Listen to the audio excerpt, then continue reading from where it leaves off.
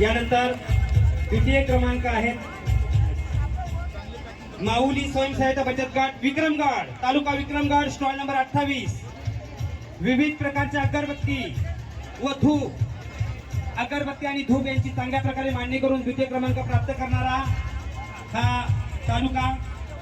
याच्यानंतर प्रथम क्रमांक आहे श्री स्मरण स्वयंसहायता बचत गट च्या माध्यमातून या सरसमध्ये सहभागी होऊन आपण वेगवेगळ्या पदार्थांचा, वेगवेगळ्या कलाकुसर असणाऱ्या आपल्या उत्पादनांचा नागरिकांना जो लाभ करून दिला, अशा सर्व महिला भगिनींनो, खरं तर कोकण सरस हे केवळ प्रदर्शन नाही, तर आपल्या ठिकाणी असलेल्या उद्यमशीलतेचा, सर्जनशीलतेचा आणि कौशल्याचा असलेला जो अनोखा अनुभव आहे तो लोकांना देणं, नागरिकांना देणं।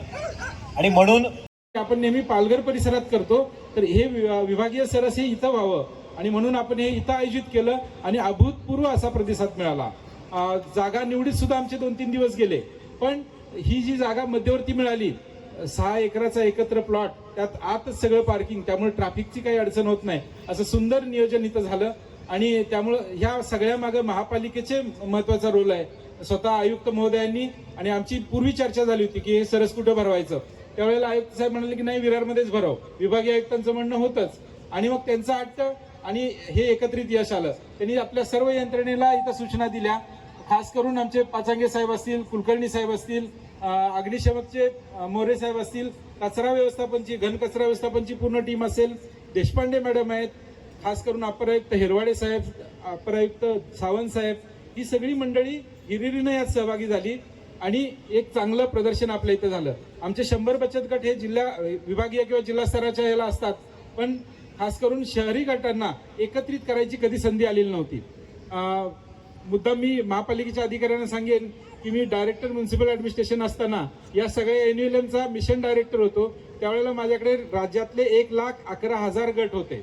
या शहरी बचत गटांचा मी प्रमुख होतो, पण त्यावेळेला शहरीची छोट्या छोट्या महापालिका आपल्या स्तरावर प्रदर्शन भरवायचे, पण ग्रामीण आणि शहरी असं एकत्र कधी मांडणी झाली नव्हती। योगायोगानं मला जिल्हा परिषदेत यायची संधी मिळाली, इकडचे माझे ग्रामीणचे गट आणि शहरी गट याचं एकत्रित हे प्रदर्शन भरलं।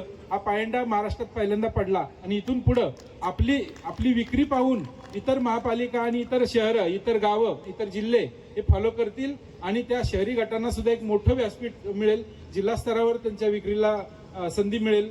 आणि मी त्या डायरेक्टर ऑफिसला सांगून अजूनही एकत्रित जसं महालक्ष्मी ग्रामीणचं भरतं तसं शहरीचंही एक वेगळं प्रदर्शन भरायचं, किंवा जे स्टेट लेवलचं महालक्ष्मी असतं त्यामध्ये अजून एक सेक्शन एन्युएलएमचा तिथं करूया, असा आपण इथं प्रयत्न करू।